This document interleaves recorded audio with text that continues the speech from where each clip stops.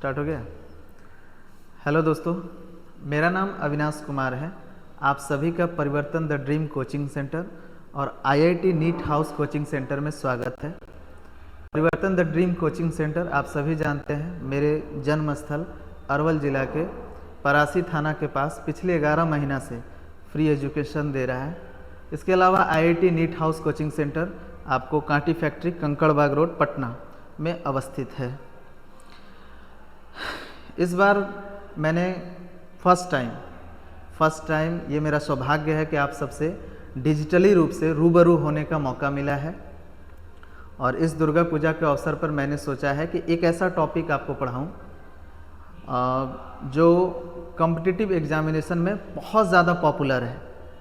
और जैसा कि आप जानते हैं कि मैं किसी भी चैप्टर में 300 या 400 प्लस क्वेश्चन कराने के लिए जाना जाता हूं, तो इस टॉपिक में भी मैं उतना ही क्वेश्चन करवाऊंगा। हालांकि 2 फेज़ में हम लोग पढ़ेंगे। एक फेज़ में आज पहली बार चूँकि ऑनलाइन पढ़ाने जा रहा हूं, तो पहला बार 300 प्लस क्वेश्चन एक फेज़ में पढ़ाएंगे। उसके बाद आपके जो डाउट होंगे या कुछ बहुत सारे अच्छे एजुकेटर हैं ऑनलाइन प्लेटफॉर्म पे, उनके जो कुछ चुनिंदे क्वेश्चन हैं, अगर आप मुझसे पूछिएगा, अगर वो आपको डाउट होगा तो मैं अलग से फेज़ 2 में आपको करवा दूंगा। तो मैं एक टॉपिक है जिसका नाम है रेशियो एंड प्रोपोर्शन। अंकगणित का एक मेजर टॉपिक है, मेजर स्कोरिंग टॉपिक है, उस पर हम लोग कवर करेंगे। और जैसा कि मैंने कहा कि एसएससी, बैंक, रेलवे, पुलिस और सीडीएस लेवल का ये रेशियो मैं आपको पढ़ाऊंगा। तो इस लेवल के जितने भी क्वेश्चन हैं, आप पहले सुकून से इस टॉपिक को पढ़ लीजिए और उसके बाद आप लगाइए। पूरा क्वेश्चन बनेगा, यकीन मानिए। पहले आप पूरी क्लास को अच्छे से अटेंड करिए, क्योंकि मैं इस दशहरा पूजा के शुभ अवसर पर आपको ये पूरा टॉपिक ख़त्म करूँगा। और अगर आपका प्यार और रिस्पॉन्स अच्छा बना रहा तो ये वीडियो कंटिन्यू जारी रहेगी। ठीक है, तो चलिए मैं स्टार्ट करता हूँ। रेशियो, बस आप सुकून से लिखते जाइए और पढ़ते जाइए। देखिए, रेशियो हिंदी में से अनुपात कहते हैं। पहले से हम इसके बारे में थोड़ा बहुत तो जानते ही हैं, जैसे A/B ये क्या है। इसी चीज़ को आज के समय में हम लिखते हैं A/B, A/B, यही तो है रेशियो।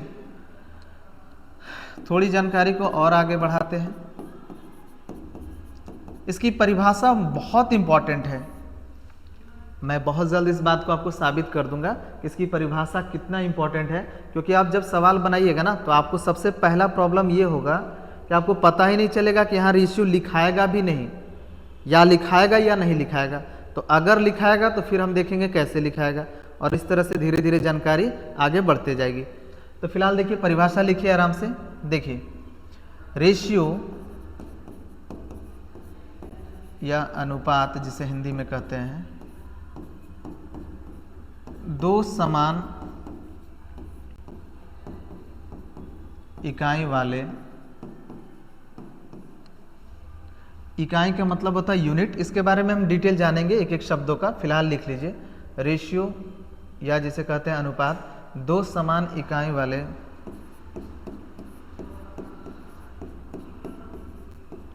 दो राशियों के बीच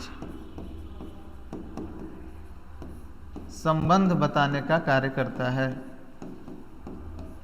संबंध बताने का कार्य करता है।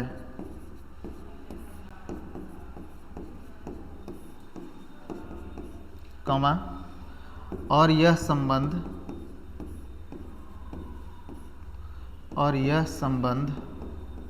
मतलब रिलेशन, और यह संबंध यह बताता है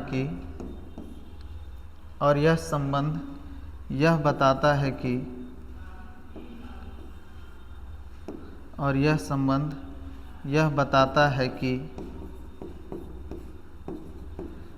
पहली राशि, कॉमा, दूसरी राशि का कितना गुना ये जो कितना गुना है ना, इसे इन्वर्टेड कॉमा में लिख लीजिएगा, कितना गुना अथवा कौन सा भाग है। मैं एक एक करके सबको समझाता हूँ, पहले आप लिखिए।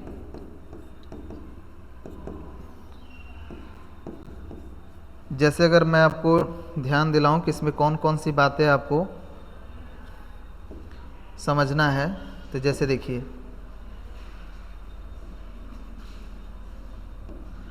पहली बात तो ये है कि दो समान इकाई, इसका क्या मतलब है सर?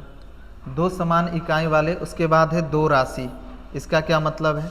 और यही दो राशि के बारे में आगे बोला कि पहली राशि दूसरी राशि का यदि कहीं लिखा हुआ है कि इतना गुना है या इतना भाग है, कोई भी दो चीज़ अगर बोलता है पहली राशि दूसरी राशि का इतना गुना है या इतना भाग है, तो आप वहाँ पर रेशियो लिख सकते हैं। बात समझ में आई? उदाहरण से समझाता हूँ, पहले देखिए। अब देखिए, ये दो समान इकाई है ना, इसको तो मैं यही समझा देता हूँ कि दो समान इकाई का मतलब होता है यूनिट जो होना चाहिए, इकाई का मतलब होता है यूनिट, यूनिट जो होना चाहिए ना वो समान होना चाहिए, यूनिट समान होना चाहिए। इसके बारे में धीरे धीरे जब हम आगे बढ़ेंगे तो और जानकारी क्लियर होगी। फिलहाल थोड़ा सा आगे बढ़ाते हैं, क्योंकि उदाहरण से मैं आपको समझाता हूँ कि पहली राशि और दूसरी राशि का क्या तात्पर्य है।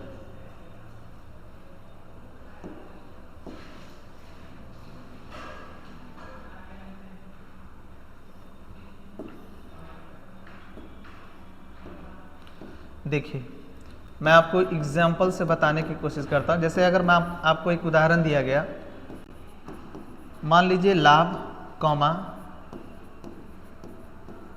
क्रय मूल्य का 3/5 गुना है। केवल ये शब्द लिखा है ना, ये अपने आप में कंप्लीट शब्द है। जैसा मैंने बताया ना कि रेशियो की मदद से हम पूरे अंकगणित को लगभग क्वेश्चन बना सकते हैं। लगभग रेशियो और परसेंटेज एक ही है, दोनों में कोई खास अंतर नहीं है। आने वाले टाइम में बताऊंगा कि एवरेज भी ना इन्हीं का क्या बोल सकते हैं भाई, बोलिए तो समझ में आएगा धीरे धीरे। फिलहाल आप समझिए, जैसे बोला कि लाभ कॉमा क्रयमूल का 3/5 गुना है, तो यहाँ देखिए एक राशि ये हुआ लाभ और दूसरा राशि हुआ क्रयमूल। पहला दूसरे को कहता है कि हम तुम्हारे इतना गुना है, पहला दूसरे को कहता है कि हम तुम्हारे इतना गुना है। तो जहाँ ये गुना या भाग शब्द का जिक्र हो, इंग्लिश में इसी को टाइम्स बोलेगा कि इतना टाइम्स है, तो जहाँ ये गुना या भाग शब्द का जिक्र हो, हिंट मिलता है कि इन दोनों राशियों के बीच दो राशि है, एक लाभ है और दूसरा हो गया क्रयमूल। इन दोनों राशियों के बीच आप रेशियो लिख सकते हैं। अब कैसे लिखेंगे इसके बारे में हम बाद में जिक्र करेंगे, या फिर मैं आपको बताता ही चलता हूँ, केवल आपको नोट लिखवा दूंगा। समझिए, पहली बात तो समझ में आया कि सर जहाँ भी ये लिखा रहे कि पहली चीज़ दूसरी चीज़ का इतना गुना है, बात समझ में आ रही है? पहली चीज़ दूसरी चीज़ का इतना गुना है या इतना भाग है, अगर ये शब्द लिखा हुआ है तो हिंट मिलता है कि इन दोनों के बीच में आप रेशियो लिख सकते हैं। सबसे पहली बात। दूसरी बात, कैसे लिखते हैं, तो देखिए मैं फिलहाल बता देता हूँ, फिर नोट मैं आपको करवाऊंगा। जिसके साथ दो राशि है ना, और जिस राशि के साथ का या से लगा हो, का या से शब्दों का जिक्र हो जिस राशि के साथ, तो कह रहे हैं कि क्रयमूल के साथ लिखा हुआ है। तो अगर ये क्रयमूल के साथ का या से शब्दों का जिक्र हुआ है तो इसके लिए क्रयमूल का मान होगा हर वाला। हर मतलब सर, अगर कोई भिन्न है तो उसका अंश होता है और हर होता है, न्यूमरेटर और डिनोमिनेटर वाला। तो ऊपर के भाग को अंश कहते हैं, नीचे वाले भाग को हर कहते हैं। तो क्रयमूल कितना हो गया? 5। तो जो बच गया लाभ कितना होगा? 3 होगा। आगे चलकर हम बताएंगे कि अगर किसी वस्तु को 5 रुपये में खरीदते हैं, 3 रुपया लाभ कमाते हैं, इसका मतलब विक्रयमूल होगा 8 रुपया। धीरे धीरे इस जानकारी को आगे बढ़ाएंगे। फिलहाल अभी आप समझें कि रेशियो यहाँ लिखाएगा, क्यों लिखाएगा और कैसे लिखाएगा। फिर देखिए दूसरा उदाहरण देखिए। अगर आपको कहता है कि ए की वर्तमान उम्र कॉमा बी की 3 गुनी है, ए की वर्तमान उम्र कॉमा बी की 3 गुनी है। यहाँ भी बोला पहली चीज़ दूसरी चीज़ का इतना गुना है। हिंट मिलता है इन दोनों राशियों के बीच आप रेशियो लिख सकते हैं। अब कैसे लिखेंगे? तो मैंने कहा का, के, की, ये जो भी शब्द है ना, ये जिसके साथ लगा हो, जिस राशि के साथ, दो ही राशि है ना, एक ए और एक बी है, तो जिसके साथ ये लगा है उसके लिए हर वाला मान होगा। तो कहिएगा कि इसमें हर कहाँ है? नीचे कुछ नहीं तो 1 तो है ना, तो बी के लिए 1 हो जाएगा, जो बच गया ए 3 हो जाएगा। यानी आप कह सकते हैं कि अगर इसको हम 1 कहेंगे तो ये 3 होगा। अब देखिए ये जो आपका स्टेटमेंट है, ये स्टेटमेंट इसमें आपको बोलता भी है, क्या बोलता है कि ए की वर्तमान उम्र बी की 3 गुनी है, तो अगर बी को 1 साल मानते हैं तो ए उसका 3 गुना होगा। अगर ये बात समझ गए हैं तो अगला एक उदाहरण आप बनाकर दिखाइए।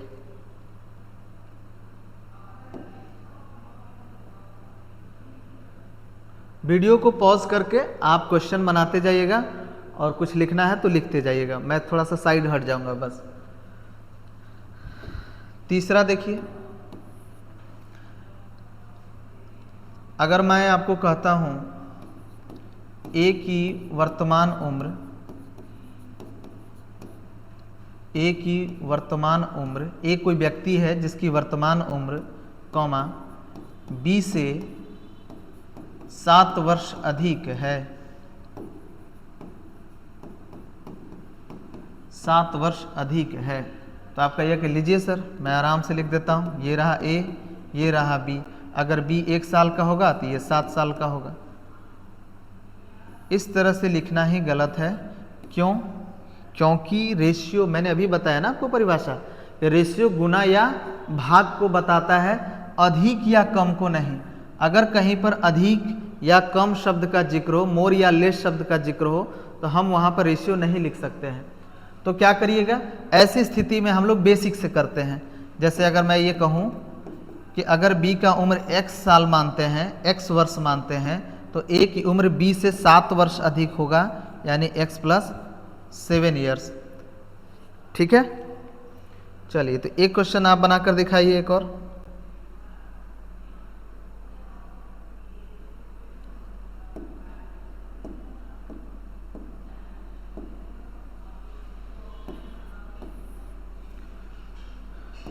P, Q तथा R का 5/12 गुना है। मान लीजिए ये उदाहरण है। एक बच्चे ने कहा कि सर जरा रुकिए, आपने परिभाषा क्या बताए थे?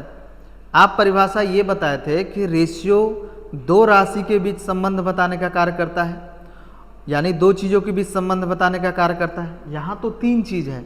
देखिए रेशियो हमेशा 2 ही के बीच संबंध बताने का कार्य करता है, अभी भी 2 ही है। आप देखिए Q तथा R का मतलब हो गया, ये दोनों जोड़कर बोल रहा है Q + R, और एक अकेला P हो गया, तो अभी भी 2 ही के बीच संबंध बताने का कार्य करता है। और हिंट मिलता है कि यहाँ गुना या भाग शब्द का जिक्र है, इसका मतलब रेशियो लिखाएगा। कैसे लिखाएगा?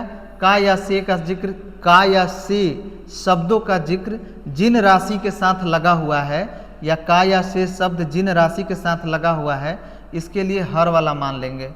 यानी अगर Q + R का मान 12 लेते हैं तो P का मान होगा 5। बात समझ में आई? ठीक है, अब एक काम करिए, आप कुछ क्वेश्चन आप बनाकर दिखाइए। मैं आपको कुछ क्वेश्चन, आप चाहें तो इसे स्क्रीनशॉट कर सकते हैं या वीडियो पॉज करके लिख सकते हैं।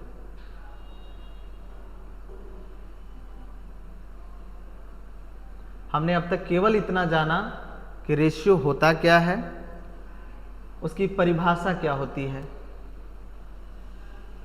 बस केवल इतना ही जाने हैं। अब मैं आपको कुछ क्वेश्चन देता हूं, आप जरा लिख कर दिखाइए, भाषा वाले प्रश्न। जैसे देखिए आपका ये सवाल है,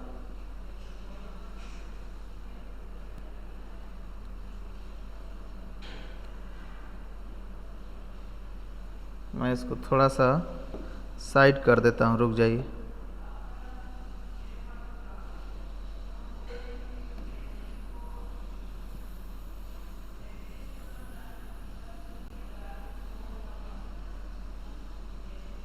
इससे मैं थोड़ा छोटा करके साइड करता हूं पहले।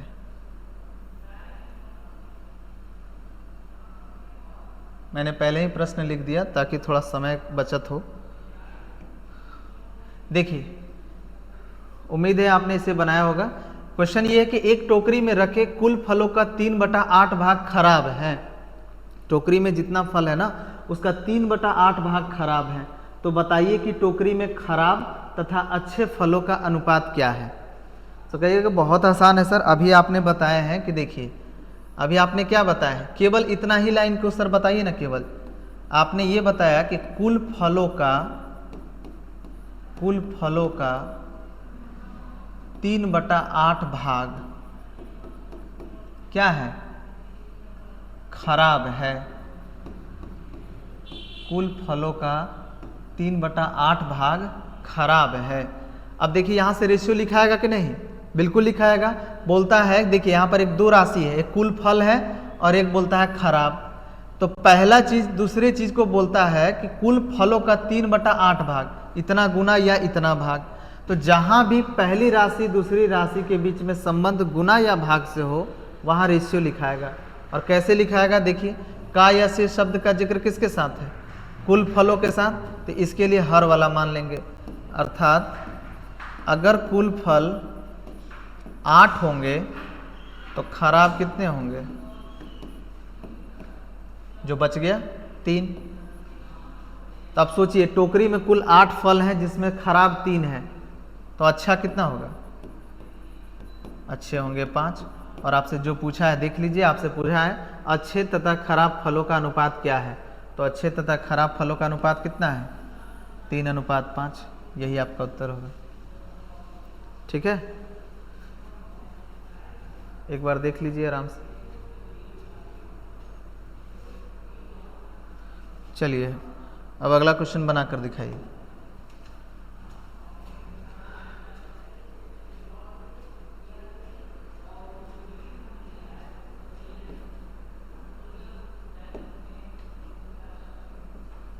मैं इसको भी छोटा कर देता हूं थोड़ा सा।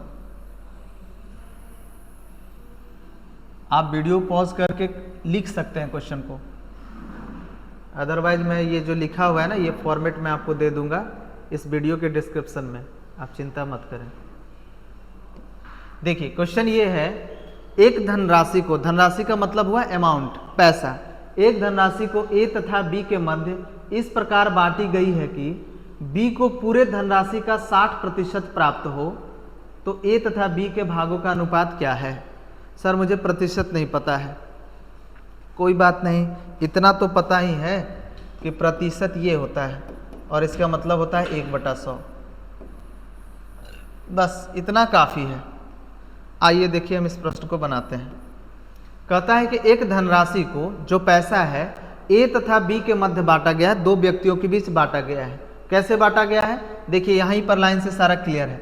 बी को पूरे धनराशि का 60% प्राप्त हो, तो आप समझिए यहाँ क्या कह रहा है कि बी को, मैं ये बार बार नहीं लिखाऊंगा, केवल ये शुरू में ही मैं बता देना चाहता हूँ कि रेशियो का परिभाषा कितना इंपॉर्टेंट है, क्योंकि कहीं नहीं लगता है कि आप इसे रेशियो लिख सकते हैं।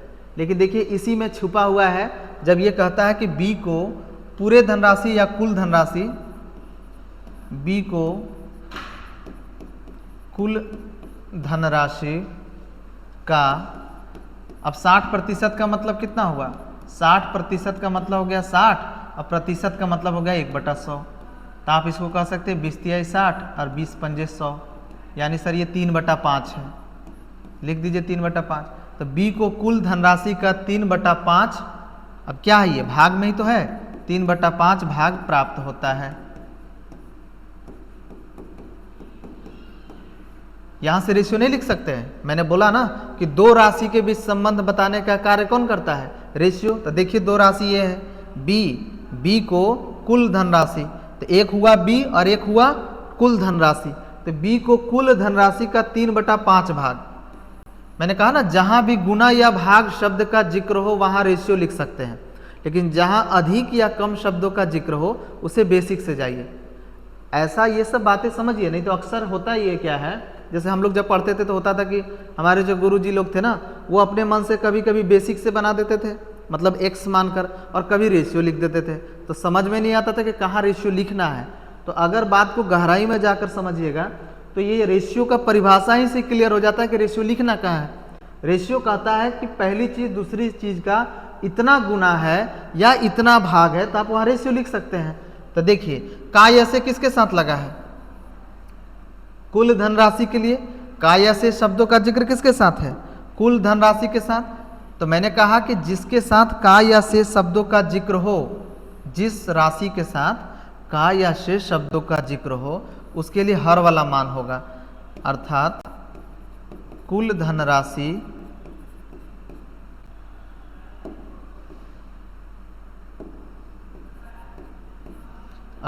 कुल धनराशि और बी के बीच हम रेशियो लिख सकते हैं। ये तो समझ में आता है। कैसे लिखेंगे, तो काय से कुल धनराशि के साथ लगा हुआ है तो इसके लिए हर वाला मान। तो कुल धनराशि यदि 5 होगा तो बी को कितना मिलेगा, 3। तो कह रहा कि ए तथा बी के भागों का अनुपात ज्ञात करिए। सर कुल धनराशि है 5 रुपया रेशियो में। मैं बहुत जल्द आपको बताऊंगा कि रेशियो को अगर आप फिल करना चाहते हैं तो अभी फिलहाल ठेठ भाषा में समझ लीजिए।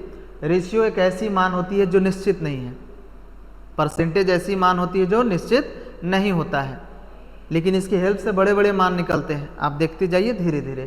फिलहाल मैं कहता हूं कि अगर निश्चित में रेशियो में आपके पास 5 रुपया है, बी को 3 रुपया मिलता है, और चूंकि ये 5 रुपया बांटना है ए और बी के बीच में ही, तो ए को कितना मिला होगा, 2 रुपया। तो आपसे यही पूछता है कि ए तथा बी के भागों का अनुपात कितना होगा, तो आपका आंसर हो गया 2:3। ए और बी 2:3, यानी बी फॉर भागलपुर, यही आपका उत्तर होगा। ठीक है, चलिए अगला क्वेश्चन आप बनाकर दिखाइए। थोड़ा सा आसान है। कहता है कि एक धनराशि को ए, बी तथा सी में इस प्रकार बांटा गया है कि बी का भाग ए तथा सी के कुल भाग का 7/20 गुना है, तो बी अनुपात ए प्लस सी का मान बताएं। बहुत पुराना क्वेश्चन है,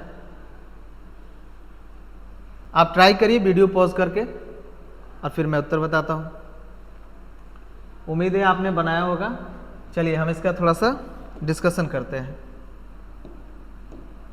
देखिए बोल रहा है कि एक धनराशि को ए, बी तथा सी, मैंने कहा ना कि रेशियो दो ही के बीच संबंध बताने का कार्य करता है। यहाँ ए हो गया और बी तथा सी का मतलब हो गया बी प्लस सी में इस प्रकार बांटा गया है कि बी का भाग ए तथा सी के कुल भाग का 7/20 गुना है। तो बात तो क्लियर हो गया कि बी का भाग ए तथा सी के कुल भाग का 7/20 गुना है। तो आप देखिए मैं आपको समझाता हूं। देखिए यहां गुना या भाग शब्द का जिक्र है और बोलता है कि पहली राशि दूसरी राशि का इतना भाग है या इतना गुना है, तो हिंट मिलता है कि रेशियो आप लिख सकते हैं। और जरा बताइए कैसे लिखेंगे भाई।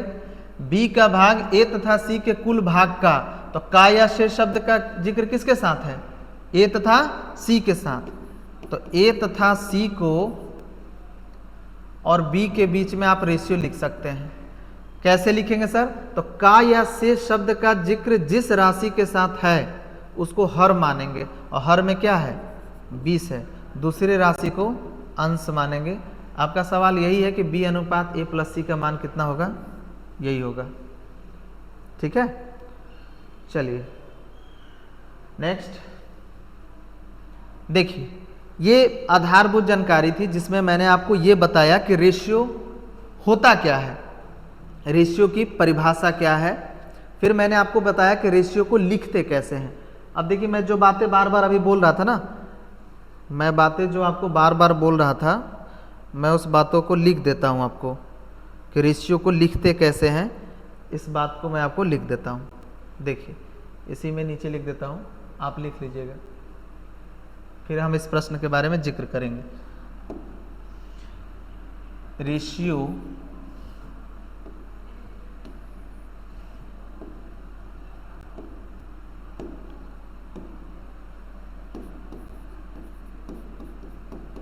या अनुपात, जब आप ये डिसाइड कर लेते हैं कि अगर किसी सेंटेंस में यदि किसी वाक्य में पहली चीज़ दूसरी चीज़ का इतना गुना है अथवा इतना भाग है, इस शब्द का जिक्र है, इसका मतलब वहाँ रेशियो लिखाएगा। अब कैसे लिखाएगा, तो मैंने बताया कि जिस राशि के साथ का या शेष शब्दों का जिक्र हो उसे हर मानेंगे और दूसरे को अंश मानेंगे। वही चीज़ लिखवा रहा हूँ। रेशियो या अनुपात व्यक्त करने का तरीका, व्यक्त करने का तरीका, डैश करिए। ये हैशटैग करके आप चाहे तो लिख सकते हैं इन इंफॉर्मेशन को। देखिए लिख लीजिए, जिस राशि के साथ, जिस राशि के साथ, राशि समझ रहे हैं ना, वही फिजिकल क्वांटिटी वेक्टर क्वांटिटी होती है ना, उसी तरह से है ये। जिस राशि के साथ, जिस राशि के साथ का या से शब्दों का जिक्र हो, जिस राशि के साथ का या से शब्दों का जिक्र हो, जिस राशि के साथ का या से शब्दों का जिक्र हो, कॉमा, उसे हर, हर मतलब अंश और हर वाला, उसे हर वाला मान मानेंगे तथा दूसरी राशि को, तथा दूसरी राशि को अंश मानेंगे। या इसे लिख दीजिए, दूसरी राशि को अंश वाला मान मानेंगे, अंश वाला मान मानेंगे।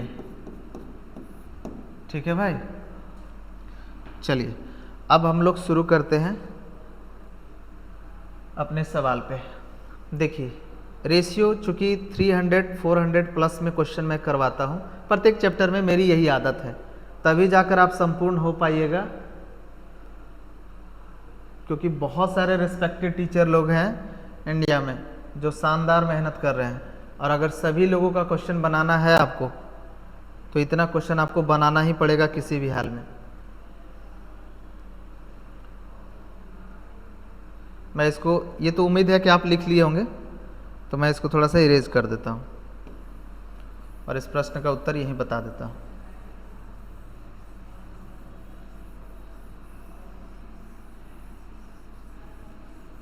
देखिए पहला हम लोग स्टार्ट करते हैं। अभी जो हमने आपको बताया, अभी जो हमने आपको बताया उसमें मैंने बताया कि रेशियो होता क्या है, लिखते कैसे हैं। अब हम लोग शुरू करते हैं इसमें पहला पार्ट, पार्ट वाइज पढ़ेंगे, part A, part B, part C, part D, इसी तरह पार्ट एफ जी तक जाएगा रेशियो, और हर पार्ट में बहुत सारे क्वेश्चन हैं। तो देखिए पहला पार्ट आपका शुरू होता है जिसका नाम है बेसिक, और इस बेसिक में हम लोग शुरू करने जा रहे हैं पहला टाइप, टाइप ए। देखिए हालांकि देखिए कुछ छोटे छोटे एग्जाम में इसका डायरेक्ट यूज है, लेकिन जो आने वाले टाइम में जो क्वेश्चन आएंगे ना उसमें इसका इनडायरेक्ट रूप से यूज पड़ेगा, इसलिए सीखना जरूरी है। तो पहले हम बेसिक पोर्शन को कर लेते हैं। आपका एक क्वेश्चन है कि ए अनुपात बी का मान है 5:3, तो बी अनुपात सी का मान कितना होगा। बहुत सिंपल सा होता है। देखिए मैं एक एक करके बताना शुरू करता हूँ। देखिए M1, M1 का क्या मतलब है, मेथड 1। मैं पहले ही बता दूं जो मेरा तरीका है पढ़ाने का, प्रत्येक प्रश्न का कम से कम 2 या 3 मेथड हम लोग करते जाएंगे। तो मेथड 1 पहले देखिए, ये तो ऑलरेडी आपको पता होगा जो बचपन में ही पढ़े थे क्लास 6 में, कि एक सर कुछ और नहीं लिखा हुआ, ये लिखा है A/B और इसका मान है 5/3। इसका मान हो गया 5/3। तो इसमें क्या दिख रहा है कि A का मान कितना है 5 और B का मान कितना है 3। ठीक है, अगली एक बात बोलता है जिसमें ये बोल रहा है कि B/C यानी B/C, B अनुपात C, इसका मान है 4/2। हालांकि ये कट जाएगा लेकिन चलिए कोई बात, 4/2। तो आप कह सकते हैं कि B का मान यहाँ 4 है और C का मान हो गया 2। तो आपसे पूछ रहा है कि A अनुपात C का मान बताइए, A अनुपात B अनुपात C का मान बताइए। देखिए आप इसे थोड़े समय के लिए आप ऐसे समझिए, यह एक घर है और यह भी एक घर है। आपसे जब पूछा A अनुपात B अनुपात C, यानी A यहाँ मिलेगा, B यहाँ मिलेगा और C यहाँ मिलेगा, यानी इन दोनों घर को आपको मिलाकर लिखना है। और दो घर को मिलाकर आप तभी दो घरों को आप तभी मिला सकते हैं जब दोनों में कोई ना कोई कॉमन हो। जैसे आप देखते हैं ना मैरिज वगैरह में एक होता है अगुआ, खूब पिटाता भी है वो, तो जो अगुआ है ना उसको बराबर करिए, ठीक है। तो देखिए यहाँ बी है, यहाँ भी बी है, यही आपका अगुआ है, इसको बराबर करिए।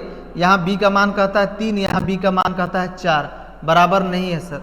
और मैथ्स में बराबर करने का मतलब होता है एलसीएम लेना। तो 3 और 4 का एलसीएम, या इसको कहते हैं लघुत्तम, एक ऐसी संख्या मानिए जिसे ये दोनों काट दे। तो कहिएगा सर 12। तो 12 बनाने के लिए बताइए आप क्या करिएगा। बी को 12 बनाने के लिए इसको 3 गुना करिएगा, तो यहाँ भी 4 गुना करना पड़ेगा। अब अगर इसको 3 गुना करते हैं तो नीचे भी 3 गुना करना पड़ेगा, क्योंकि भिन्न में बदलाव नहीं होना चाहिए। उसी तरह से अंश में भी यहाँ 4 गुना करना होगा। अगर आप नीचे 4 गुना हर में करते हैं तो अंश में भी 4 गुना करना होगा। यहाँ अंश में 3 गुना करते हैं तो नीचे हर में भी 3 गुना करना होगा। और इस प्रकार आप देखिए आपका निकल के आ जाएगा A अनुपात B अनुपात C। A का मान हो गया 20, B का मान हो गया 12 और C का मान हो गया 6। अब मेरी बात सुनिए, आप जानते हैं कि रेशियो कभी भी ना जितना हो सकता है ना संभव उसे काट कर छोटा करिए, हमेशा सिंपलेस्ट फॉर्म में रहता है। तो अगर ये संभव, क्योंकि आपको ये उत्तर में मिलेगा ही नहीं, इसका छोटा मिलेगा, मतलब अगर ये किसी से कटता है तो काट दीजिए। जैसे आप कहिएगा कि सर ये 2 से कटेगा, तो 2 से 10 मरते, 2 से 6 मरते, 2 से 3 मरते, यही आपका उत्तर होगा। ये है क्लास 6 का लेवल। अब थोड़ा सा सोचने का तरीका हम बदलते हैं। देखिए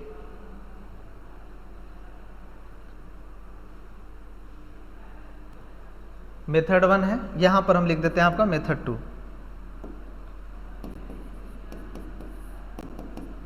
समझिए A अनुपात B का मान कितना था? 5 अनुपात 3। और B अनुपात C का मान कितना था? 4 अनुपात 2। मेरी बात को ध्यान से समझिएगा, क्योंकि ये बहुत, देखिए मैं हमेशा एक बात बोलता हूँ आपकी क्लास में कि जो छोटी छोटी बातों को सम्मान देता है उससे बड़ी बात कभी नहीं मिलती है। ये चीज़ को ध्यान से देखिएगा, क्योंकि मैं तुरंत 10 मिनट में इसे साबित कर दूंगा जो बात मैं अभी बोलने जा रहा हूँ। देखिए इस तरह से लिखने का तरीका एक होता है, वो तरीका क्या है, ये पहला है और ये दूसरा है, तो इसका दूसरा ना आगे वाला का पहला होना चाहिए और डायगोनली इस तरह से रिलेटेड होना चाहिए। अगर ऐसे आप लिखते हैं तो आपके लिए बहुत काम का चीज़ होता है। देखिए मैं आपको बताता हूँ कैसे। जैसे अगर आपसे एक क्वेश्चन इसमें पूछा था ना A अनुपात C, यानी इसका पहला और सबसे आखिरी, ये आपसे पूछ रहा है। तो अगर कभी भी अगर आप इस तरह से सिस्टमेटिक लिखते हैं चीज़ों को, जिसमें किसी रेशियो के दूसरा टर्म आने वाले रेशियो का पहला टर्म, यानी A अनुपात B तो अगला होगा B अनुपात C, और अगर और क्वेश्चन होता तो C अनुपात D, यानी इसका दूसरा इसका पहला, इसका दूसरा इसका पहला। इस तरह से अगर डायगोनली रिलेटेड है तो सबसे पहला और सबसे आखिरी अगर आपको पूछता है बहुत जल्दी निकाल सकते हैं। बस कुछ नहीं करना, सीधे सीधे गुना कर दीजिए। 5 का 20, 3 दूनी 6, और इसको काट कर छोटा कर दीजिए। 2 से 10 मरते और 2 से 3 मरते, 10 अनुपात 3। यहाँ भी देखिए A अनुपात C कितना आया था? 10 अनुपात 3। लेकिन ये तब करते हैं जब इसका दूसरा इसका पहला इस तरह से विकर्ण रूप में सजा हुआ हो, ठीक है। अब देखिए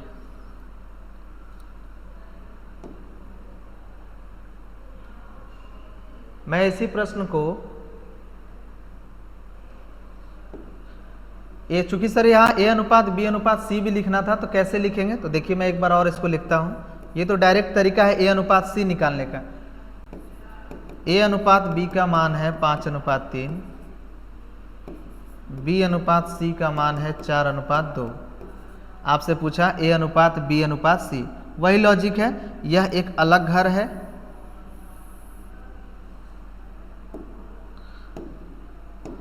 और यह अलग घर है, और अगर दोनों घर को मिलाना है तो कॉमन पार्ट ढूंढो। यहाँ भी B है, यहाँ भी B है, लेकिन यहाँ B का मान 3 है और यहाँ B का मान 4 है। बराबर करिए भाई, तो 3 और 4 का लघुत्तम 12।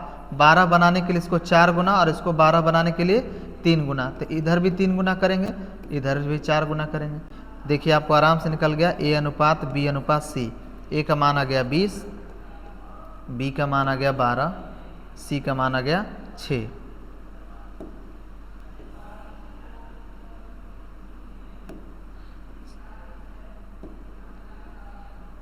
अरे यार ये काम कैसे करता है।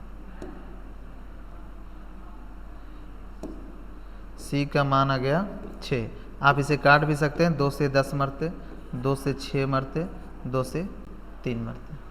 बात समझ रहे हैं। आमतौर पे यही लिखिएगा, अगर 2 टर्म है तो इसी तरह से यूज करिएगा। एक तीसरा तरीका भी है, ये काम आता है इसलिए तीसरा तरीका बता रहा हूँ। देखिए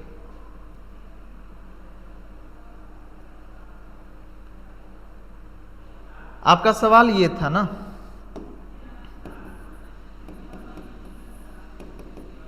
यही ज़्यादातर आप यूज करिएगा, काम आ जाता है, जल्दी हो जाएगा। ये आपसे ये पूछ रहा था कि ए अनुपात बी अनुपात सी का मान बताइए, तो बस उसे आप लिख दीजिए। पूछ क्या रहा है, ए अनुपात बी अनुपात सी का, या A/B/C का मान बताइए।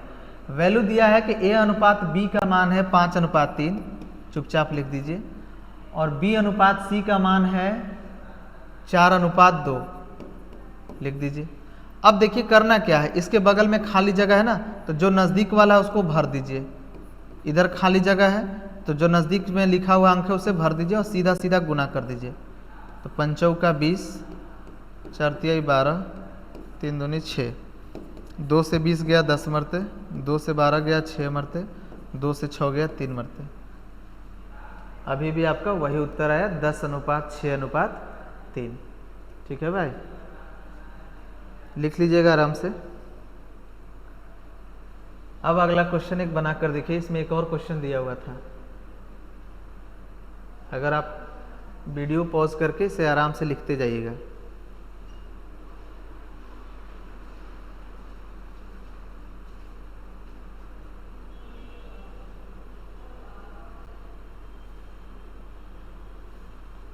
देखिए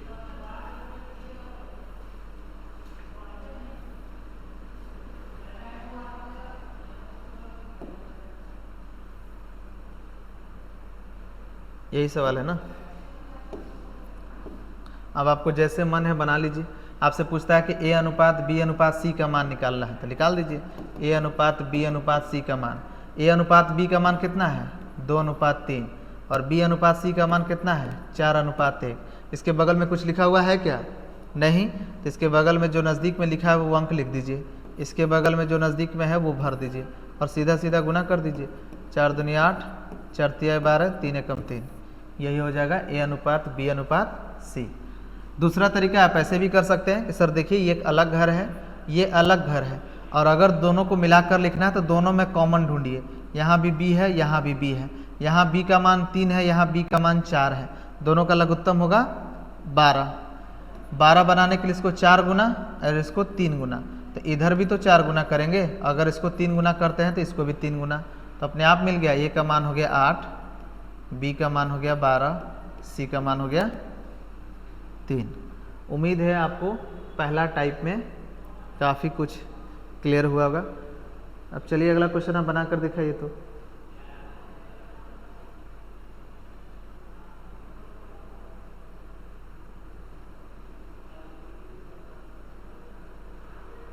चलिए इसे बनाकर आप दिखाइए। आप वीडियो को पॉज करिए, पहले से बनाइए और फिर मैं आपको बताता हूँ। उम्मीद है आपने बनाया होगा। देखिए कह रहा है कि ए अनुपात बी का मान है 1:2, बी अनुपात सी का मान है 3:4। इसके अलावा आपको कह रहा है, ये दिख भी नहीं रहा जी, रुक जाइए थोड़ा सा, इधर करते हैं। देखिए ए अनुपात बी का मान है 1:2, बी अनुपात सी का मान है 3:4। तो आपसे पूछता है ए अनुपात बी अनुपात सी का मान। ठीक है, बहुत आसान हो गया सर हमारे लिए। देखिए बस कुछ तो नहीं है, जिससे मन करेगा हमें उससे बना लेना है, क्योंकि मैं पहले ही बढ़ा चुका हूँ। तो 1:2 है, बी अनुपात सी का मान कितना है 3:4। आपसे पूछ रहा है ए अनुपात बी अनुपात सी, इसके बगल में कुछ लिखा हुआ है क्या, नहीं लिखा हुआ है ना, तो जो बगल में है वो लिख दीजिए, जो बगल में है वो उतार दीजिए, सीधा सीधा गुना कर दीजिए। 3, 6, 8, यही होगा आपका ए अनुपात बी अनुपात सी। अगला क्वेश्चन देखिए, अगला है कि ए अनुपात बी का मान है, ए अनुपात बी का मान है 2:3, बी अनुपात सी का मान है 2:3, सी अनुपात डी का मान है 2:1। तो आपसे पूछ रहा है ए अनुपात डी। देखिए एक तो तरीका आपको ये वाला मैंने कहा ना कि ये क्वेश्चन आपसे आएगा ही, और ये उसी तरह है, सबसे पहला और सबसे आखिरी पूछ रहा है तो सबका पहला टर्म गुना कर दीजिए और सबका आखिरी टर्म गुना कर दीजिए। आप चाहें तो इसे अच्छे से लिख लीजिए। देखिए ए अनुपात बी का मान है 2:3, बी अनुपात सी का मान है 2:3 और सी अनुपात डी का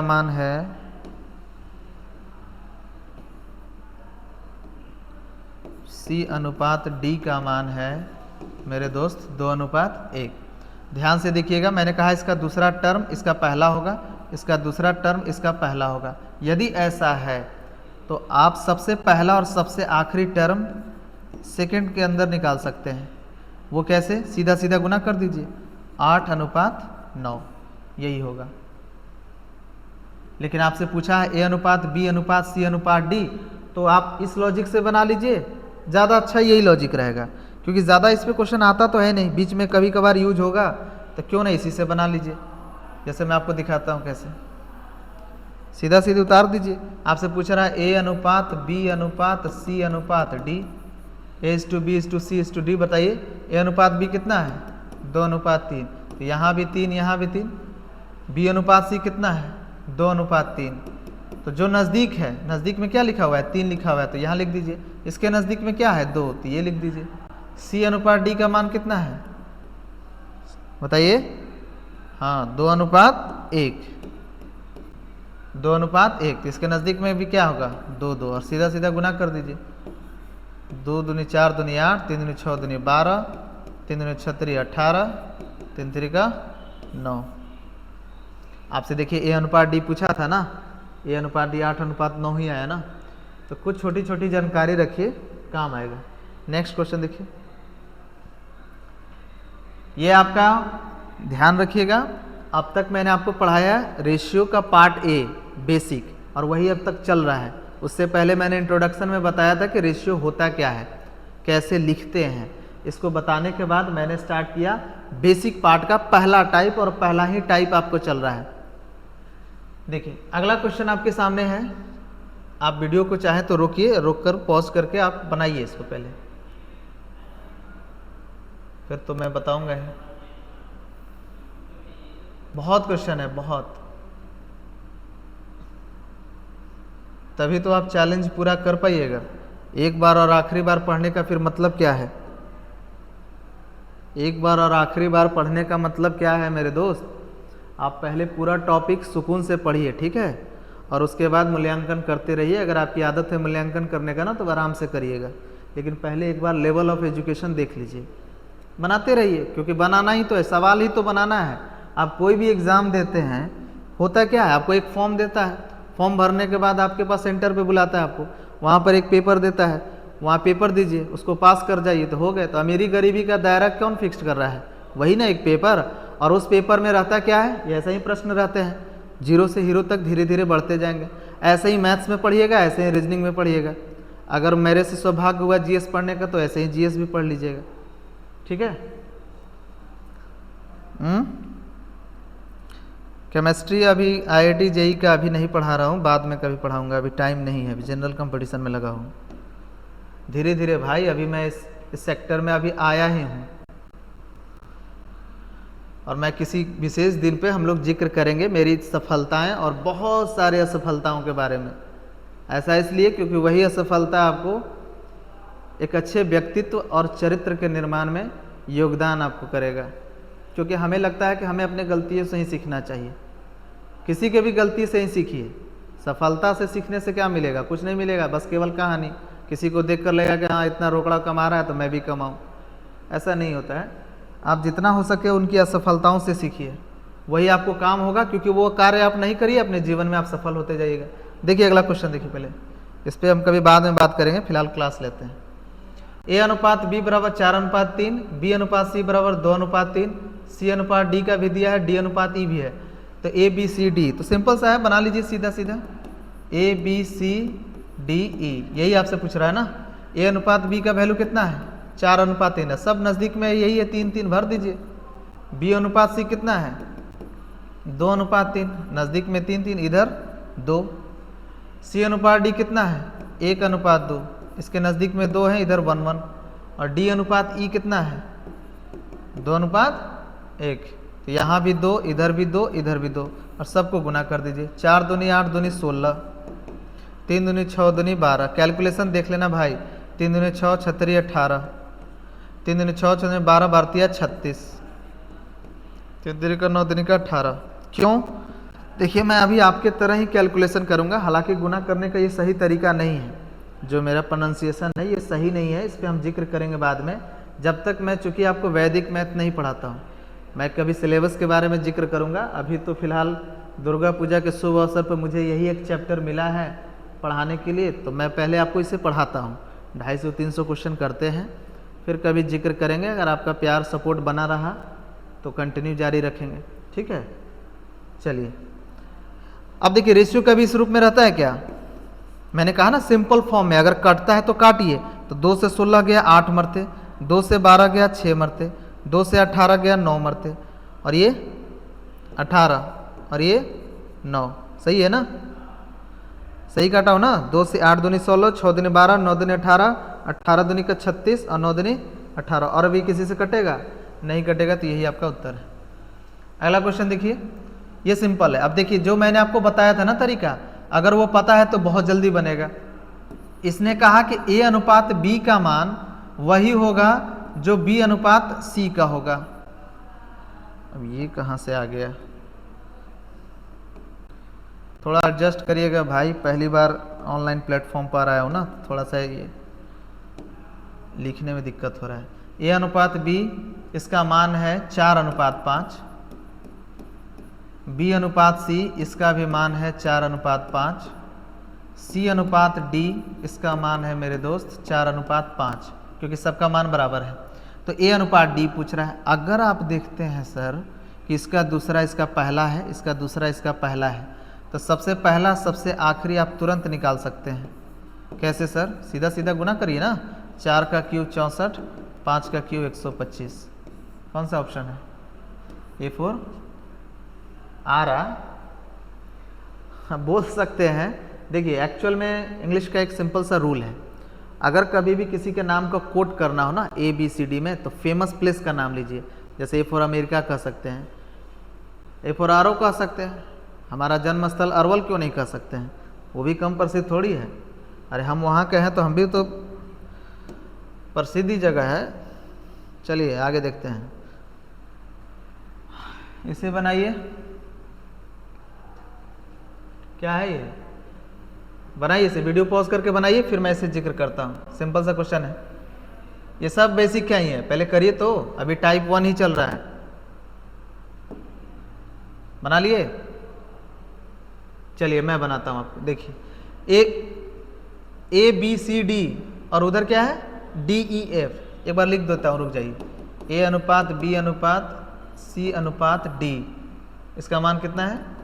2:3 अनुपात 4 अनुपात 5। और उधर है D अनुपात E अनुपात F, इसका मान कितना है? 3:2:1। चलिए ठीक है। तो आपसे कहा कि इनको मिलाकर लिखिए, तो मिलाकर लिखना तो दोनों में कॉमन ढूंढ लीजिए। यहाँ भी D है, यहाँ भी D है। D का मान यहाँ कितना है? 5। यहाँ D का मान कितना है? 3। बराबर करिए भाई, 5 और 3 का एलसीएम। अगर देखिए आपको एलसीएम नहीं निकालने आता है तो बहुत छोटी चीज़ है भाई। 3 और 5 में सबसे बड़ी संख्या क्या है? 5। उसको पहाड़ा पढ़िए। 5 एकम 5, उसे ये काटेगा लेकिन ये नहीं काटेगा। 5 दूनी 10, ये काटेगा लेकिन ये नहीं काटेगा। 5 तिया 15, उसे ये काटेगा और ये भी काटेगा। हो गया एलसीएम, तो 15 हो गया। 15 बनाने के लिए इसको कितना गुना करोगे? 3 गुना। तो अगर इसमें 3 गुना करते हो तो रेशियो का नियम है कि सब में गुना करो 3-3 गुना। इधर भी 3 गुना, इधर भी 3 गुना। और अगर इसे 5 गुना करते हो 15 बनाने के लिए, तो इधर भी 5 गुना, इधर भी 5 गुना। तो देखिए मेरे दोस्त, आपका आ गया A अनुपात B अनुपात C अनुपात D अनुपात E अनुपात F। इन दोनों घर को आपको मिलाकर आराम से आप लिख लीजिए। ये हो जाएगा 6, ये हो गया 9, ये हो जाएगा 12, ये हो गया 15, और बोलिए ई का मान हो गया 10 और एफ का मान 5। सर एक बात बताइए, अगर इसमें डी नहीं रहता तो क्या दोनों घर को मिलाकर हम रेशियो लिख सकते थे? बिल्कुल नहीं। जब तक कॉमन नहीं होगा आप रेशियो नहीं मिलाकर लिख सकते हैं। अब आपसे पूछा है बी सी ए ई डी एफ, अरेंज सही से नहीं है, तो बी कौन है बताइए? बी आपका आंसर ये नहीं है, आपका जो पूछा गया वो देखिए। पहले पूछा बी, तो बी वैल्यू कितना है 9, फिर पूछ रहा है सी कितना है 12, और बोलिए फिर पूछ रहा है ए हो गया 6, फिर पूछ रहा है ई हो गया 10, फिर पूछ रहा है डी हो गया 15, फिर पूछ रहा है एफ हो गया 5। कटेगा क्या?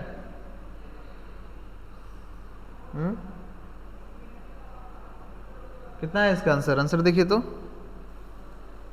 मिलाइए आप अपने से, मैं देखता हूँ, रुक जाइए इसका आंसर क्या है।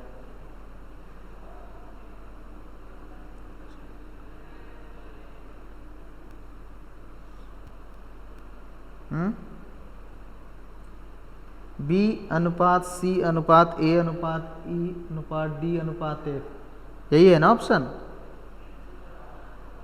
हाँ तो कोई नहीं है, तो इनमें से कोई नहीं होगा, इसमें क्या है। चलिए इतना टेंशन लेकर चलिएगा तो हो गया। नेक्स्ट क्वेश्चन बनाइए, बनाइए, अच्छा क्वेश्चन है।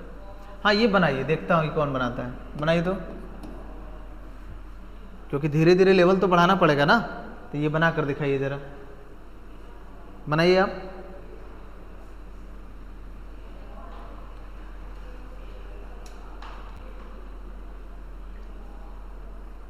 बनाइए इसे। देखिए आपको कहता है कि ए बी सी डी तथा ई, एक मिनट रुक जाइए भाई,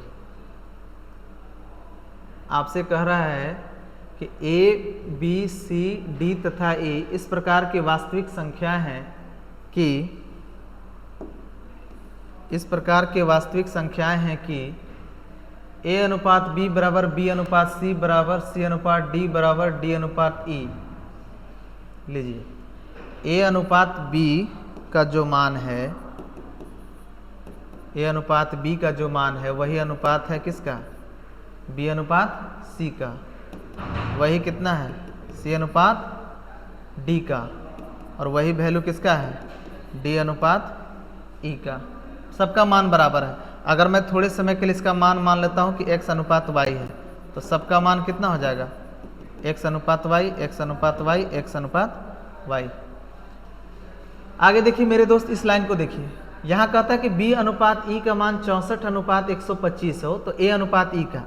एक बात समझ रहे हैं, अगर इसका दूसरा टर्म इसका पहला टर्म है, इसका दूसरा इसका पहला, इसका दूसरा इसका पहला, तो आपसे a अनुपात e का मान पूछ रहा है तो आराम से बता सकते हैं, सीधा सीधा गुना कर दीजिए। लेकिन सर जो हम माने हैं x और y, पहले ये तो बताइए। तो उसके लिए देखिए यहाँ पर कुछ बोल रहा है कि b अनुपात e का मान, तो इतने भाग को देखिए तो ज़रा, इतने भाग में आपको क्या समझ आता है? इसको भूल जाइए थोड़े समय के लिए। इतने भाग को देखिए, इसका दूसरा है, इसका पहला है, इसका दूसरा इसका पहला है, तो सबसे पहला और सबसे आखिरी आप निकाल सकते हैं कि नहीं? अरे बोलिए, निकाल सकते हैं ना? b अनुपात e, तो b अनुपात e का मान कितना हो गया? तीनों को गुना करिए, एक्स क्यू अनुपात वाई क्यू, या ऐसे लिख दीजिए एक्स क्यू बटा वाई क्यू। और ये वैल्यू हमारे अनुसार तो ये है, प्रश्न के अनुसार कहता है कि 64 बटा 125 है। तो यहाँ से x का मान हो जाएगा 64 का क्यूब कितना होता है? क्यूब रूट, अरे बोलिए हाँ, और 125 का 5, तो यही वैल्यू हो गया x बटा वाई का। और x और y का मान आपको पता चल गया, तो आपसे क्या पूछ रहा है? सबसे पहला और सबसे आखिरी। तो a अनुपात e का मान कितना हो जाएगा? मैं इधर लिखता हूँ, देखिए a अनुपात e का मान हो जाएगा x के पावर 4 अनुपात y के पावर 4। तो x के पावर 4 कितना, यानी 4 के पावर 4 और 5 के पावर 5। तो देख लीजिए कौन सा ऑप्शन होगा? 256 हो जाएगा ना? यही होगा 256 अनुपात 625। क्योंकि देखिए 4 का क्यूब कितना होता है? 64, 64 में 4 गुना कर लीजिए, 4 चौका 16 का 6 हासिल है, 6 चौका 24 और 1 25। जब तक मैं वैदिक मैथ आपको नहीं पढ़ाता हूँ ना, आपकी आदत इसी है ना गुना करने के लिए। कोई बात नहीं, करिए, हो जाएगा। अगला फेस्टिवल में वैदिक मैथ क्लियर कर दूंगा, ज़्यादा नहीं है, जितने भी सूत्र हैं वो सब के बारे में जिक्र करेंगे। अच्छा एक बात मैं आपको बता देता हूँ, मैं जब ऑप्शन में ना, जैसे ऑप्शन को सॉल्व करने के लिए ऐसा नहीं कि मुझे पता नहीं है कि डिजिटल सम से होगा, अप्रॉक्सीमेशन लगाकर, यूनिट डिजिट का कॉन्सेप्ट सब लगता है, तो वो सब चीज़ें ना जब मैं प्रैक्टिस सेशन करूँगा, इसका फेज 2 रेशियो 1 फेज 1 पढ़ाऊँगा जिसमें 300-400 के आसपास क्वेश्चन, जैसे ही रेशियो ख़त्म होगा आप पूरे भारत के जितने भी प्रख्यात शिक्षकगण हैं सबका सवाल बनाइए, क्योंकि होना भी चाहिए ना। आपको ऐसा क्यों मलाल होना चाहिए कि मामूली सा अरवल जिला, बिहार का अरवल जिला एक पिछड़ा हुआ क्षेत्र है जहाँ पर किसी गांव में आप रहकर पढ़ाई करते हैं और वहाँ पर पढ़ाई कर रहे हैं, लेकिन आपको लग रहा है कि नहीं हम काश दिल्ली में रहते, वहाँ के रिस्पेक्टिव टीचरगण, काश मैं राजस्थान रहता, काश मैं पटना रहता तो वहाँ के क्वेश्चन मैं बना पाता।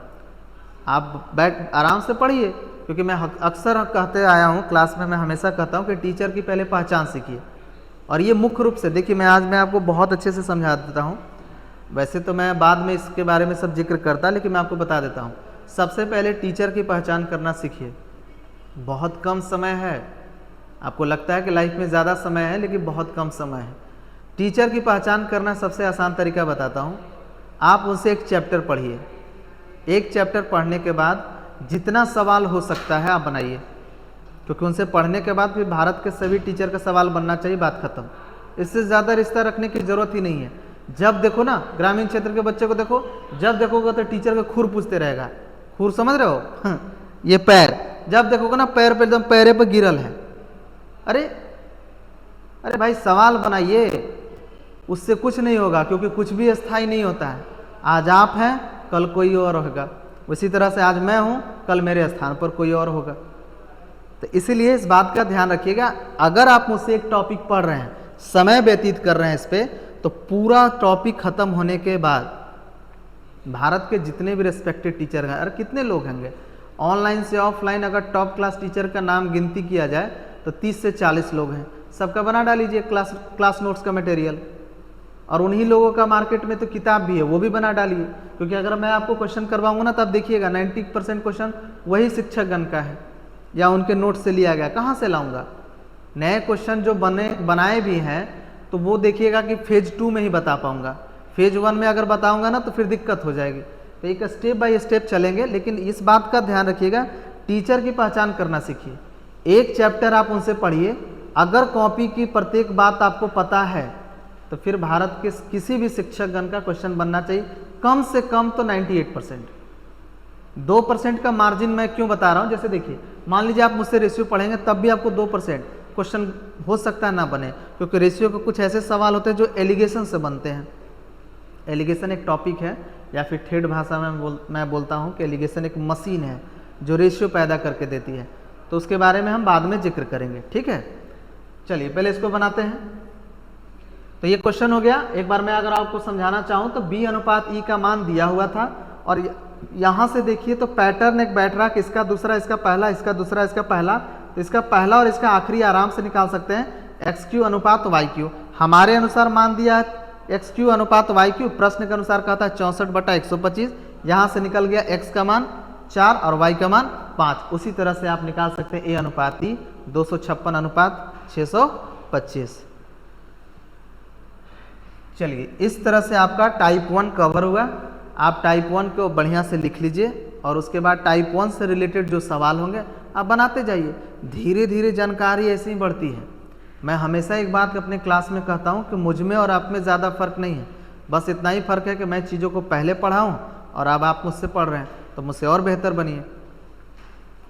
तो चलिए इसको थोड़ा सा बनाते हैं, या इसको अगले क्लास में कंटिन्यू करते हैं। रोक दीजिए।